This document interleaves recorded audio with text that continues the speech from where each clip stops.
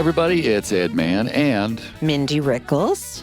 And this is Mindy, Ed, and Don Rickles. That's right. So what we do here is, well, you're getting to know us. Right, honey? I hope so. I mean, they're getting to know me. They have a really full, lush picture of me. You, I'm not so sure, Well, but there's not much lush. Yeah, there's right. nothing lush there. But yes, for me, I think it's a very organic. I think they're really getting to know me and who I am and how fascinating and fascinating and thrilling a person I am with charisma. So much for you being shy, apparently. Right, exactly. Rumor. That just never happened. The shyness, right. Yeah, it's gone. It's out the door. But we also, what we do is after we BS our way through a few minutes, we get to a clip. And it's usually not one of us, but it's certainly your dad. And that was Don Rickles. And what we're going to finish up on today is, really last week we did the first part of Hello, Dummy. We want to try to get to the end of that. It was a legendary album. It came out in 1968. So if you didn't hear the previous podcast, you'll want to go down that road. Go check out the podcast just before this one. And it came out literally a week before this one drops, our first part of Hello, Dummy, which your dad did when you were 2 I know, I was 2 years old, so I'm really... old. I don't even know if I've ever listened to these, but yes, I mean, of course I know the album because it was a very big album, but no, I was, on my crib on the lawn, as you recall. That's right. That's where she was last week. Right. The last time you heard us in episode number 3. Yeah. Day, night, I was in that crib on the lawn. But lately it's been, we've had some trying shit here. I mean, you've been going through some stuff that's just terrible. Yes, and if the listener remembers, you are resistant to tone. Right. My body is completely resistant to tone. Right. And I guess because of all this resistance, now I'm having some problems. I'm having shoulder problems, like a 90-year-old. I'm having shoulder problems and hip problems. And it's not fun because I never wanted to move to begin with. So now, I went to the doctor and he's like, you need to do physical therapy, which I hate that. First of all, what am I going to wear? That's the first thing. I don't wear like regular workout clothes and, you don't? No, I mean, what do you wear? Everyone's showing their stomach right now, and I have like 4 stomachs, one on top of the other, so I don't like to show them. And it's not something I like to do. So I have to find, the workout pants. I have to look like I'm someone that knows about going into a gym and physical therapy and all of that. So that's the beginning. And then the one thing they do when I get there, they're like, do you want an ice pack? And I'm like, oh, yeah. It's like I haven't even done anything yet, and they're already giving me an ice pack. That part I love. And they're like, we'll do it for 10 minutes. And I'm like, let's do it for 20, and let's just keep it going so that the hour, I'm looking at my watch the whole time. Like, who looks at their watch like, oh, when is physical therapy over? It's not that draining, but for me it is. It is. They put these rubber bands on my ankles, like I'm a tightrope walker, at the circus. And they make me like go, with the leg out and in and out and in. Well, that's exhausting. And then they expect me to count for myself, like do 10 sets of 10 and then 4 sets of 12 and come back with 3 sets of 30. And it's like, no, you count that out for me because I don't want to count it. You know what I'm saying? So you don't bring a calculator with you apparently. So it's like, okay. It's just I want them to do it. Yeah. It's annoying. So they do that, and I'm like, you count for me, and I'm the only one there that brings a water, which is so odd. First of all, everyone there, I have to say, is much, much older than I am. Well, yes. Why don't other people bring water? They should. Maybe they have IVs with a hookup because they're elderly. But I need to replenish my fluids. I hate water, but I'd like to go in there with a regular Coke with lemon, quite frankly. But I don't think they would let me do that. So, or a dirty martini with a couple of extra olives on the side. But I don't think they would let me do that. So I have to come in with the water. And it's a whole thing. Like they put me on the bike and I have to get on a bike that has to have a cup holder because some of them don't. Honey, I don't know if you know this. Some of them don't have all cup I remember holders.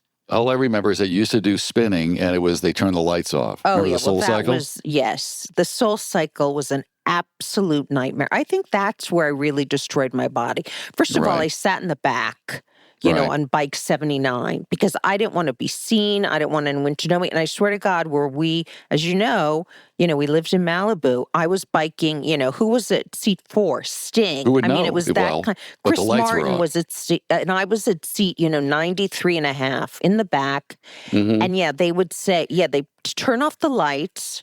So what was Like, that like? oh, that was frightening. It was like, well, I pretended like I was in Studio 54 in like 1978, and like Bianca Jagger was like riding a horse behind the instructor, but it was very frightening. And then when they turn the lights up and then they call out numbers, that was a nightmare. They're like, number 42, like it's at the track. Number 67, look at Well, you. what were the numbers for? Was it bingo? I mean, No, what's it going was the on? number because each bike has a number. So I Oh, was I like see. number 79. So once in a blue moon, they turn the lights up. It was like a show in Vegas. The lights go up, the little side of the steps, like it's at a show. And how's number 79? And I'm like, turn the light back off. You know what I mean? It's not something I want to have them notice me in the back and my ass is killing me because, I have no ass. So when I sit on the bike, it's like just some kind of melting candle, going into the bike seat. There's Hmm. nothing there that holds on to the seat of the bike, right? Because it's a flat, Jewy ass. So it's like, these other women that are from Malibu and they have these tight little asses, they're able to sit up on the seat. For me, it's very painful. I'm melting into the seat. I'm like the only person I know, honey, and I've told you this, that had to take bike riding lessons. Oh, I mean, that's who true. takes bike riding lessons? That's how Well, coordinated I was. right. So, my ass never formed. We've discussed this already. And normally at this point, I wear butt pads in my underpants.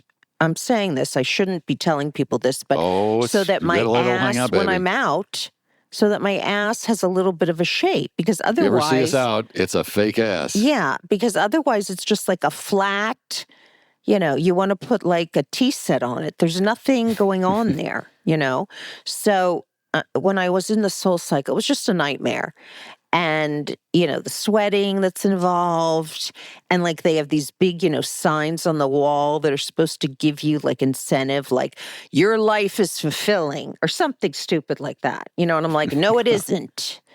And it's just annoying because it's supposed to be so uplifting. And of course, I never got that endorphin rush. Everybody gets the endorphin rush afterwards. And I see. never This is got that this rush. is about you. I don't understand. I mean, I swim, as I mentioned. Your dad did, and a lot of people they do it because of the rush. You I get know.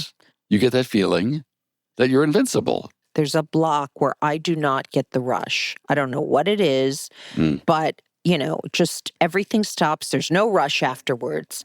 I'm actually a little bit more down after. So Hmm. it's just not helpful. And then you had to have the special shoes, like bowling shoes. You had to have the special shoes that cling to the hooks, on the base of the bike. It's like you're attached to it. So if they turned you upside down, you would still be hanging from the bike. It's a very scary thing, honey. No, not for me. It's very frightening. It's a little bit, Ringling Brothers and Barnum and Bailey circus. It's not pleasant, but Mhm. I did it, and then I have to get those shoes off. I have to have a locker code. That's another thing. I have to remember the code for my locker. I can't remember that. They give It's you a like, locker for what? I mean, what do you put in to a locker? put your shoes in. Oh, I see. You have to come. It's a whole thing. You have to put your shoes in the locker. You Right. have to remember the code. Like, when I'm having to count the Well, physical can't you just leave your therapy. shoes next to the machine? What do you have to put them in a locker? No. There's no room for No. that. And it's very fancy. And you got to put it in a locker. And Mhm. you put on those bowling shoes. You get on the bike, and the instructor's in the front. And they, do this all day long. It's like a nightmare, really. The lights going on and off and the sweating Yeah. and the music. And it's a hell for me. It's an absolute It's like nightmare. needles in your eyes. What Yeah. about the physical therapy now? It's more Oh, right. one-on-one. Well, right. The physical Right? therapy, yes, is one-on-one, but I told you they want me to do this counting. And Right. then, I have to get on the bike, which, whatever, that I go as slow as I possibly can because no one's watching me. So, I try to go What are we just paying for? That's barely. what I want to know. I just barely go enough. And I have to put my stuff, like in a little cubby that I'm watching through the whole time because I don't no want locker. anything to be stolen. Now No, we're there's no lockers downscaling. there. Okay. There's no lockers there. But, everyone's 90. What are they going to run up and pull something out of my cubby? No, by the time they get there, it's 4 days later. So I don't need that. No. Well, is it helping, do you think? I mean, Well, obviously I see you every day, I guess it's helping I can a never little. tell. And I am you see that I'm doing it at home. I have a mat now. Yeah, I we have got the yoga mat at home. Got a yoga mat. And you, this honey, is the first. Which is so sweet. You go and get me a little pillow because I have to have a pillow on the mat. And then what I'm trying to do is work on, I told you this, you ready? My pelvic floor. My pelvic floor needs to get a lot tighter for my back and the pain. So I work on just clinching up the pelvic floor. And then when I do the physical therapy, they're like, also squeeze your butt. Now, isn't I this have like no the feeling core? in my I mean, you're ass. calling it floor, yes, the but core, isn't it? but they call it the pelvic floor. And then I'm supposed to squeeze my ass. Now, not only is my ass flat, but it's like paralyzed. I have no feeling in my ass. So when they say to me, squeeze it, I Jesus say, H. I Christ. can't squeeze. I can't feel anything in my ass. I can squeeze that pelvic floor. But if my ass is related to that pelvic floor, I can't, there's nothing to squeeze there. I mean, so I feel like I'm doing nothing. How much longer are you going to be able to put up with this? That's I don't what I know. want. And I think it's like indefinitely, the prescription or whatever. I don't know. Man. I don't feel like I'm doing anything half the time. But then when it's over, I'm thrilled out of my mind. Like I ran a marathon. Right. Yeah. And then I go get like a very large frozen yogurt. So that's a handful of Advil. Yeah. right. And that's the end of it. But that's what I'm doing right now, honey. It's very fulfilling as I got angrier and angrier as I talked about it, didn't I? I'm sorry. You did, about yeah. that. I couldn't get a word in, actually, because you're so busy with a rant. I know, I'm sorry. Like, I don't care if Ed's here or not. I'm just going to go on. I didn't let you. Well, it's more about me and my father than it is you. Yeah. Well, You're okay, here. Now we have kidding. a rank. I'm right, kidding, I'm honey. an ensign, I love and you so much. Love No, you too, believe babe. me, Okay. if it wasn't for you. No, you're funny as hell, Mindy, and that's the whole idea. We want to make sure that people know what you do, what you've done. Yeah, and because you're, let's face it, you're the offspring of this crazy guy and this, Valium wife. Right. And out came you. And well, you were very funny on your own, let's face it. I mean, you were doing school plays and getting huge laughs. And then it went plays, on. Right. Then it went on to whatever. I think Dream On and some great acting gigs. Acting career, yes. That's right. Yeah. That's great. You can find it on imdb.com. That's right. Okay, this is your announcer speaking. So we're well. Let's go on to your dad. He did this album, as we mentioned.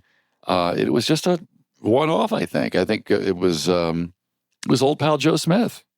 Put this together. That's who used to run right. Capitol and Warner's, and he was a big radio. Yeah, he was a great guy. And then record exec and a great guy. Yeah. He and I had radio together as something in common. Really wonderful man. Yeah. A wonderful guy. And for those that don't know Joe, look him up. I know it's sort of a regular old name, Joe Smith, but he was, as we say, a macher in the record industry. Oh, absolutely. And spearheaded just tremendous acts all throughout his life. Right. One of them, Linda Ronstadt, when she wanted to do big band music. And she's like, what are you doing? I mean, you're a rocker. What is this about? And she talked him into it and said, look, I'm going to do it. Either you're behind me or not.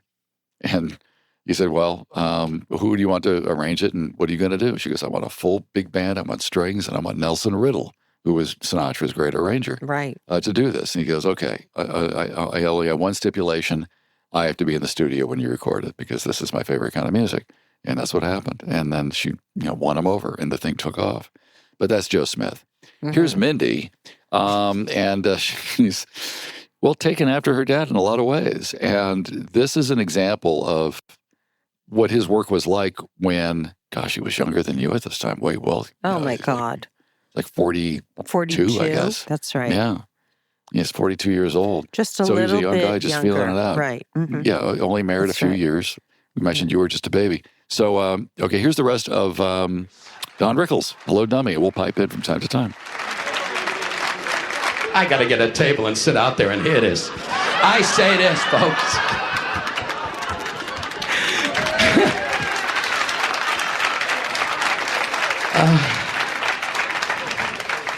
Murder. Gotta laugh about people, Habiba. I've met you before, haven't I? That's right, you hung my uncle. Anyway, gang, I know I remember. Where'd I meet you, Habib? Lake Tahoe, that's... Barbara was pregnant. Are you the guy that made my wife pregnant? How do you like that? My kid's an Arab. No wonder. I know it, Mindy. I know it. I know. That's right. Doesn't matter. Good to see you, Habib. God bless you. And I say this from my heart. We're going to get every one of you. You're going to have rope burns on your toughest when we get through with you. All you had to say is we give up. No, you had to make a big stink. Nah, it's okay, Habib. We worked for one cause. God said to me last night, as a matter of fact. That's right. Tall, blonde guy with a big G on the pocket with a stick and some shape. If that's not him, there's a real weirdo fooling with the wife every night. Every night I come in the bedroom, I see a guy with a stick and some shape. Who are you, fella? God, I'm fooling with the wife. Oh, okay. I'll wait in the toilet till you bless me. The Jewish guy's laughing and the Gentile took his wallet. You gotta know people, boy. Enjoy them. To all of you, my friends, and to you, Habib, as we say in Arabic, Shemahali Masamala Kumanaha. Wahana. Which means you'll pass away Friday. Ah, you're all right. I want him executed at the end of the show and have the kid do it. That's right, I want to shoot that mother. We don't get a break of knocking off anybody. To the Negro guy, God bless. Have a good summer. So they get that kid. That's the whole thing about the summer of '68. You know, I mean, the world was burning down. Oh, He's like, right. "Hey, That's right. right. Have a good summer." Oh, man. You're not going to bother my house, boy. I'm going to have a big mezuzah outside with a big sign. Come on in, plenty of grits. Laugh about it. Isn't that great, Habib, that we can... This is what's beautiful. Here's an Arab gentleman right in the front, and this is America, and I am a Jew. And this I say from my heart. Here's an Arabic man, and we are Jews, and they make wars and trouble. We are a nation working for tolerance and warmth, and that's Americana. And you, an Arab, sits in front of the Jew, and I say this from my heart. You pain in the ass, I don't want you here. I'm so burned up that you got in that front, you don't know. You're gonna get yours, Arab. I hope you put on your turban tonight and a cobra bites you on the neck. What do you think of that? So burned up that an Arab cockamamie got right in the front. I'd rather have the guy, at least he'd do a couple of numbers for me. Isn't this fun, Habib? Huh? Ah, boy. Habib, how do you say, come here a second. How do you say, Habib? This is Habib, who I met once before in Lake Tahoe. It's good to see you, really. And he's in Arabic. Stand in the box here so I can talk. Habib, how do you say in Arabic, oh, welcome, my Jewish friend. May you have a good new year. How would you say that in Arabic? أهلا وسهلا يا يهودي. Don't be a smart ass. Just tell me how you say it. You spit on my pants. That's what you did. No, what did you say? Come here, come here. Don't be afraid. The war's over. You lost. You're right. My dad loved to bring people up on stage. I mean, later on in his act, you know, in the main showroom, and that became a huge part of his act, where he would always bring two guys from the audience up, and he always knew the right guys. You know, there was never an issue with a guy coming up and, you know, I don't want to do this, or I'm not doing that. I mean, he really had an eye for that, and he knew who he could bring up and who was going to be great. Yep. And very funny. And the audience, it was one of their favorite parts of the show. You know, when he came up and kind of made fun of these guys and had them, you know, pretend to speak different languages and all this kind of thing. Well, he used to say, I remember he told me, I'm sure he told you, it's like, if I remember asking him, I said, well, if you weren't doing this for a living, what would you be doing? He goes, I might have been a psychologist. He I'm like, did really? say that. He did, didn't he? He was like, loves, I can pick people out. I kind of know what they're That's about. That's right. He did. And I'm not often wrong. And I was like, wow, all right. Yeah, I guess he had a very good intuition about people. He kind of got them, you know, very quickly, and he knew. That's why, I mean, if he picked guys in the audience and it, you know, that never happened where, oh God, this doesn't work out and the guy stomps off. That never, ever happened. Yeah. Well, of course, you went to the early days when things were like pretty bad. Right. They just wanted to see get to the stripper. Yeah. That's all they wanted. Right, exactly. Do what you're told. No, how do you say it? أهلا وسهلا يا يهودي. Sahali mahali masuhuli. أهلا وسهلا. Ahlan وسهلا. wa sahlan. يا يهودي. Ya Yehudi. Now you know why you lost the war, you dummy? Who the hell can understand those kind of orders? Give Habib a nice hand. He's a delightful man.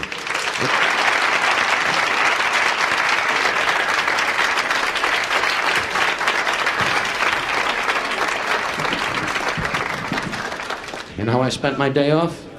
With Ed Sullivan. You know how exciting that is? It's watching a casket warp. Ed Sullivan was a very famous show host for people that don't know. Yeah. All these, the Beatles and Elvis, and, they all came on his show, and he brought him to the American public on television. He was very famous. He always seemed very elderly, though. I don't remember Ed Sullivan ever seeming like a young guy. He was always old. I think in his 20s he looked old. But the thing about Ed is he said this on a documentary or something. I don't know if you folks have seen it. And I forget the title of it, forgive me. But he couldn't look in the camera. He was so awkward on television, which he became famous for, looking awkward. That's right. If you look at old clips of Ed Sullivan shows, he doesn't look in the camera at all. He's always looking one way or the other from the camera, and which is so something strange. you would never see, right? For a host, Before. An actor. Right. No, you don't look in the camera, but for a host, that's what you do. Right.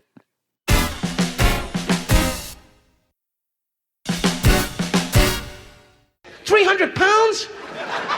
300 pounds? You married? Trying to get married? Don't marry anybody. You'll kill him. I'm telling you that right now. Can you see him on a wedding night? Boom. Anyway, gang. And the wife winds up in the back of a Chevy going, what the hell happened? I don't know. Tiny was in heat and I wound up in the back of a 42 Chevy. Where you from, Tiny? Alabama. That's trouble, boy. That's trouble. I kid you, Tiny. What's your first name, Rufus? Usually from the South, they have those fluky names like all the Negroes are Booker T. Abraham, Isaac Aloysius White Man, Kiss My Sink, Alabama Harry. Now you got it going good. I'll get the hamburgers, you get the buns. I got an idiot here having a cookout while I'm doing a show. Hey, what's your first name, Tiny? Seriously, what's your first name? Charlie? Good to see you, Charlie. You're not a sheriff or a policeman or anything, are you? What do you do for a living, Charlie? Lawyer? Jesus. What's that, darling? I didn't ask him how tall he is? How did the crowd get out of control? I was in charge. All of a sudden, the Southern broad took over. How tall are you, Charlie? 5'18". That's a good one, Charlie. The way he's built, that's going to be a funny joke. Now, how tall are you? Seriously, Charlie. 6'6"? 6'6" and 300 pounds? You have to be to what? You have to be to get in the Klan. Oh, jeez. Oh, God. Oof. Okay, that's one for Fat Charlie. Fat Charlie wipes out the Jewish kid with Klan joke. Okay. God bless you, though, Charlie. 6'6" and 240 pounds. Oh, what do you eat for supper? Furniture? Grits and ribs, boy. That's big, boy. Can you see him in the toilet and the seat goes, get off me! The water don't even flush. It just goes, So much suction from his tuchus. How's the water gonna go down? Is Charlie laughing? Take a look. See if Charlie's laughing. Anyway, gang. That's beautiful, boy. God bless you, Charlie. No matter where you come. What town in Alabama? Mobile? They don't know what the hell's going on down. That's why they lost the war. Hey, your mother, father, cannon. Anyway, gang. That's right. You got to be like in New York. And the Jews are walking like this. Come on, Harry. We'll go to the garment center. They all have that looseness in the crutch from the wallet hanging down. That's right. I make fun of my own people. We're the chosen people. That's right. But what does it mean? We're human beings. Jew, Gentile, Irish, Negro, Puerto Rican. Puerto Rican, that's trouble. Where does it say you have volleyball game while Jew is working? Just pump the organ and hope the Mormons get to Utah. It's all part of it, gang. Laugh at bigotry, that's what I do. My whole life is based on that. Bigots and morons and dummies. People say, how can you make fun of religion? Why not? What's to fear? God put us on this earth to laugh. God said to me last night, laugh, Jew. Anyway, gang, look at this. The dummy kid here went, did God say that to him? It's like it didn't work. Then he waited. It's like, okay, I'm just going to move on. Yeah. No, I mean, he always tried to he always let the audience know what he really felt and sort of threw it out there. And they understood that, they got it. What the hell are you smoking? What am I, Cochise, and you're sending messages to the stronghold? Inhale, the hair in your nose is on fire. I say this, gang. I want to thank you guys in the sweaters for dressing up for the show. Certainly appreciate it. Your truck blow up? You on your way to Boston with some fruit and I wasn't told? Come in tomorrow night in your underwear. We'll get you a volleyball and you can play with Fat Charlie. The broad keeps laughing at Charlie, and Charlie's going to drop her. It's all part of life. Charlie has plans for the tall broad, going to grab her by the legs and dust. I say this, gang. The Italian guy, you can always tell. Look at the oil all over the table. Remember what Benito Mussolini said during the height of the war? Hey. We need the Italians, though. For what? Oh, yeah, my shoes ready? I say this, gang. Spit out the nails. You'll talk to me later. Always remember. Getting on my nerves, Larry. Either you start laughing or the gets it. I happen to know you're a remember you in the army. Used to come by my bunk. It's morning. Anyway, gang. Remember those guys in the army? Out of the foxholes! Out of the foxholes! There was always one guy, I'm a fox. That's right, the Jews, we were never in the front. We were in the back saying, here's 500, keep attacking. And the cook, I ain't going no place, Colonel. I'm just going to make mother flapjacks. Listen, gang, I have a little baby girl. She's adorable. 21 months old. And I got the type of wife on the wedding night. She laid in bed and said, is that about it? So I went to the manual and tried to find out what I left out. Joy, boy. Know what the hell we are, because that's part of marriage. And I say this to you, Larry. Love thy neighbor as thy love thy wife. This I say to thee. Thyself be thee. When thou know thyself, this dummy understands this. How do you like this? I'm making it up, and yo Larry's going, yeah, that's true, that's true. Check the VA hospital and see who's out of their bunk. I bet you're the type of kid, I don't want an enema. Listen, gang. How long you married, young fella? I'm not. You're not married? She's a very pretty girl. You in the service? No. What do you do for a living, young fella? Sales rep. Sales representative? You a Jewish kid? No. Would you like to be? Don't worry about the operation. We have a new thing now. We freeze it, you know. Make it a fudgicle. You gotta go back and we mentions you. I mean, that's so cute. I know, that's so cute. I've never heard that before. Yeah, I remember hearing it once a while ago. We haven't really. For the listeners, we really haven't listened to this stuff in a while. We're just No, kind of not at presenting all. it to you. So that way it's I not, have a it's little more, girl. Little girl. There's That's my little right. girl. Look at you. He had no idea what was to come. Nothing happens. And a Mexican broad comes with a wet rock and goes, what? And you go, it's right, yeah! It's okay, though, young fella. You married? Yeah, you are, to that girl. You're okay. Where you from, young fella? Las Vegas. Las Vegas? You're a nice-looking kid. I like you. What's your first name? Jay, is that your name? That's my middle name, Donald J. Rickles. Come here a second, Jay. Second. Come here. On the way by, slap the Jewish kid. Stand on the box, Larry. Jay, on the box. Stand on the box, yeah. Stand on the box. Okay, good. I've been watching you, Jay. You're a nice-looking guy. Would you like to have your own factory and be a Jewish kid? Don't be afraid. I'm kidding around. For God's sake, don't be afraid.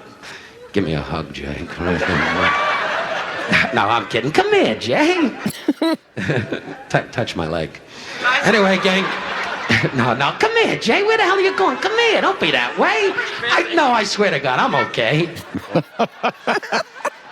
Oh, God, Jay. No, that way you could wind up in a casino. You better turn this way, Jay.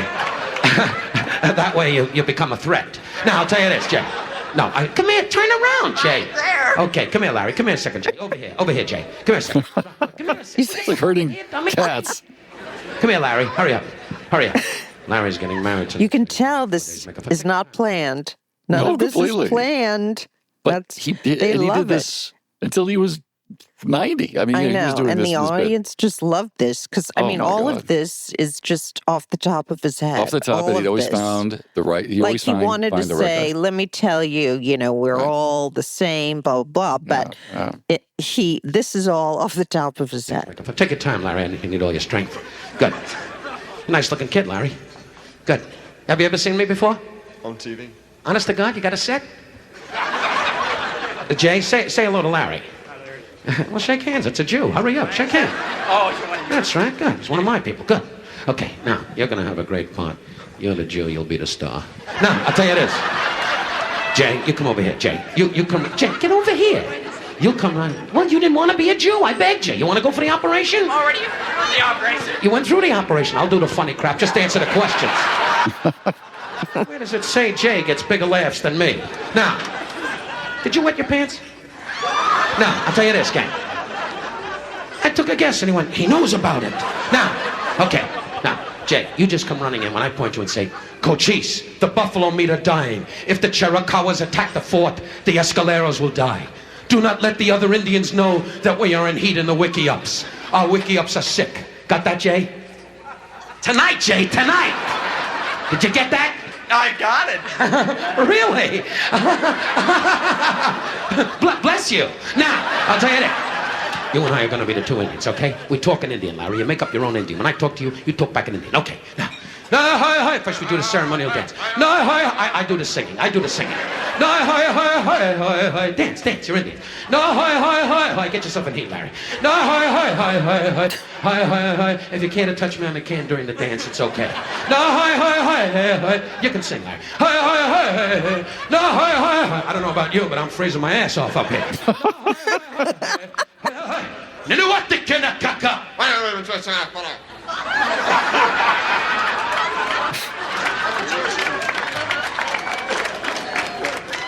You know what the kinda make kike? I'm a kata hataraya. You lied! Pain in the ass lie to Chief. Get over here, you're an Indian. Na tonawana nanawake, na tukineke. Fana wana hana hana. Fana wana hana hana? With my broad? Fana wana hana hana? Makana wanana? Wanana hana. Manana wanana? Banana banana. Banana wanana? Bawana wanana hanana? Banana banana banana. You're getting on my nerves, Larry. Come in like an Indian, you pain in the ass! Standing there like he's got bubble gum on his shoes. The hell's the matter? You got a hernia? Come in like an Indian. Now I gotta talk to him till you enter again. But one, no. Make up something, will you? Get over here. But one, no. Yeah.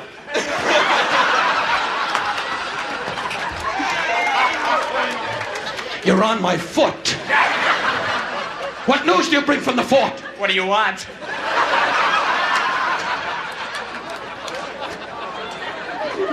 You know what I want.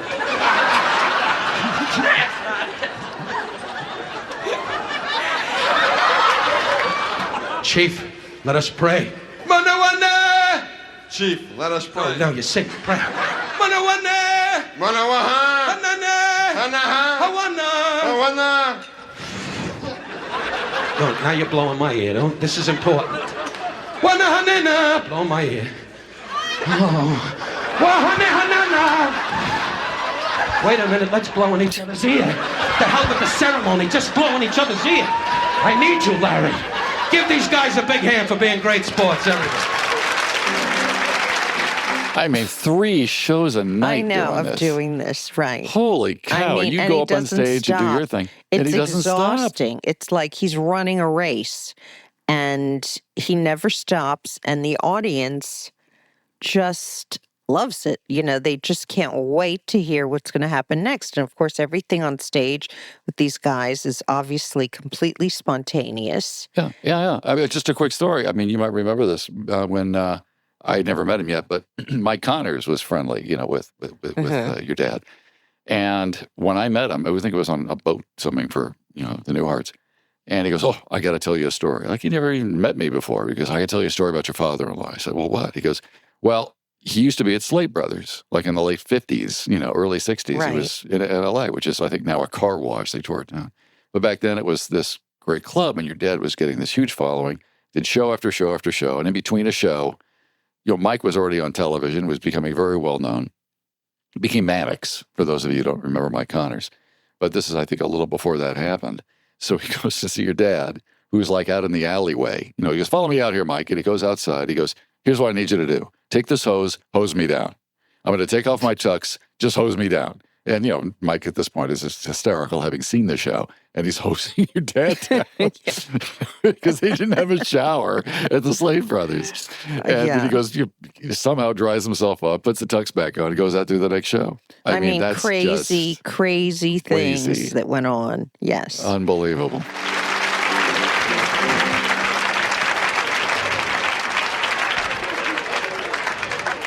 There's a note here from Ed Sullivan. Please introduce me. You know how much this would mean to me. A whole night I had to watch his jaw lock. The man is passing away and the doctors don't want to tell him about it.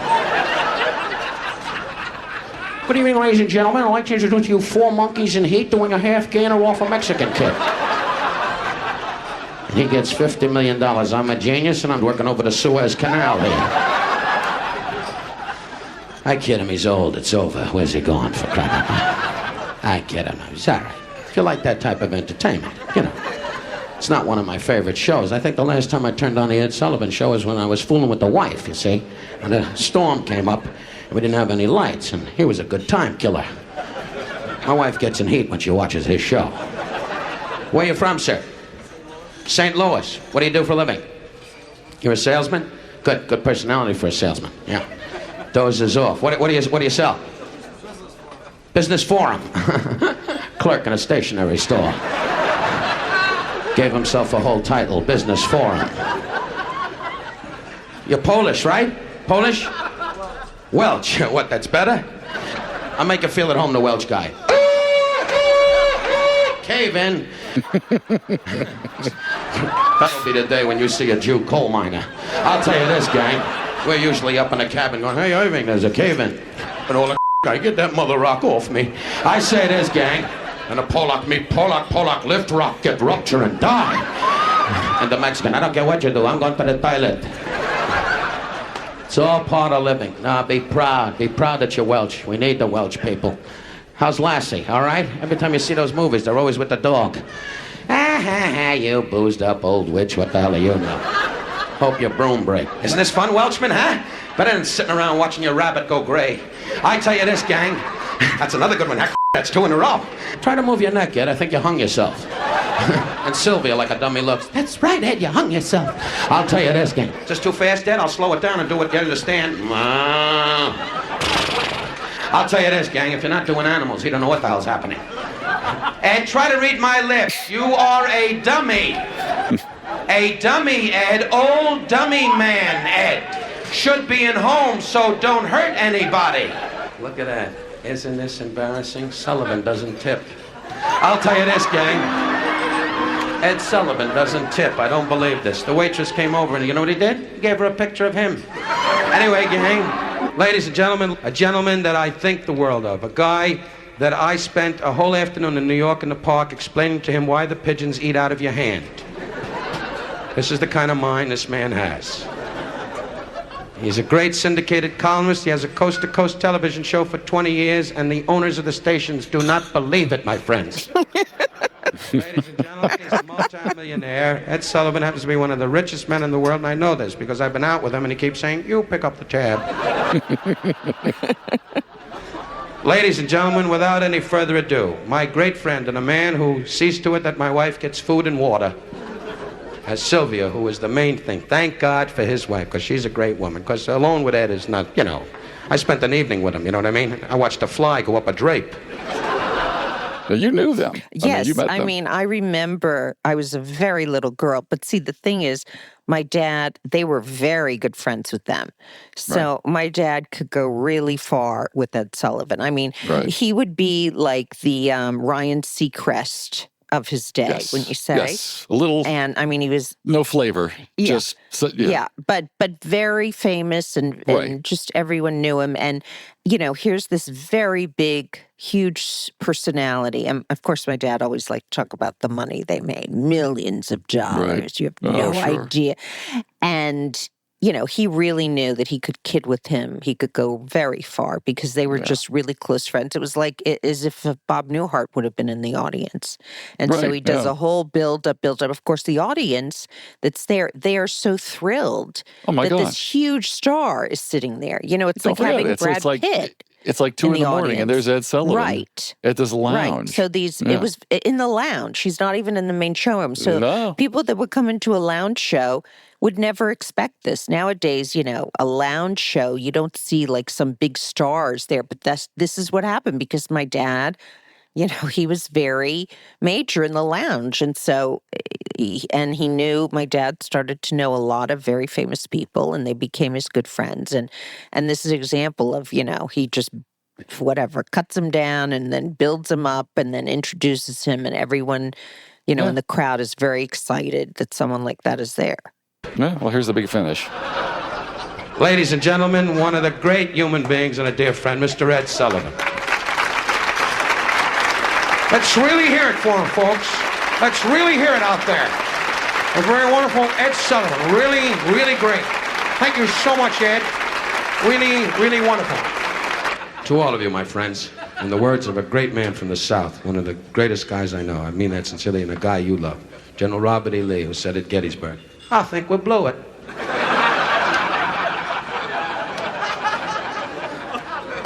And to you people by the door, may I say publicly, you're cheap. You bunch of cheapies. What the hell are you staring at? Didn't you ever see Moses without the tablets? Look at that, the 2 Gentiles went, I told you that was him. Moses is not here. He's at Mount Sinai building a hospital. So to all of you, my friends, show business is my life. My humor, ladies and gentlemen, is directed in a way to laugh at ourselves. If you accept it in that spirit, I am deeply grateful. If there be doubt, I hope you will see us another night. Because whether you be the great talents of a Sammy Davis Jr., Jerry Lewis, Dean Martin, Frank Sinatra, whoever, every performer, big or small, needs an audience. I am no rabbi, priest, or reverend. You know this. I stand here and speak of all faiths, creeds, and colors. And why not? Really, why not?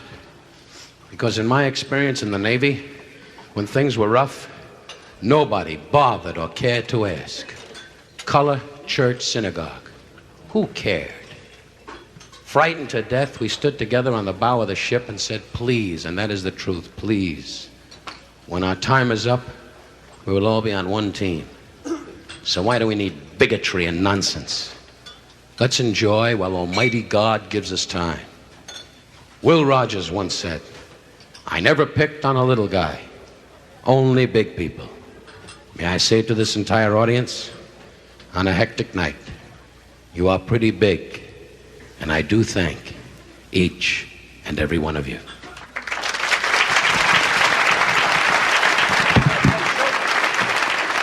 There you go. Yeah.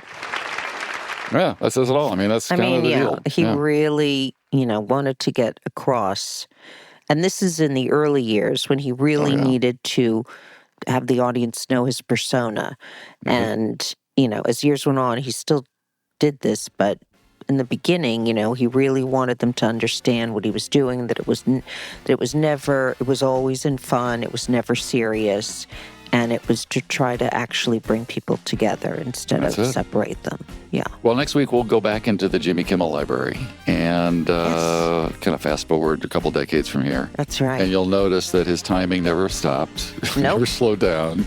Not at all. And no, he was the same all the time. So really was. Anyway, this is a good one, Mindy. It was a lot of fun. Yeah, I loved it, honey. Yeah. Well, look, it's us, Mindy, Ed, and Don Rickles. Say goodbye, That's right. everybody. Goodbye, everybody. Bye, everybody.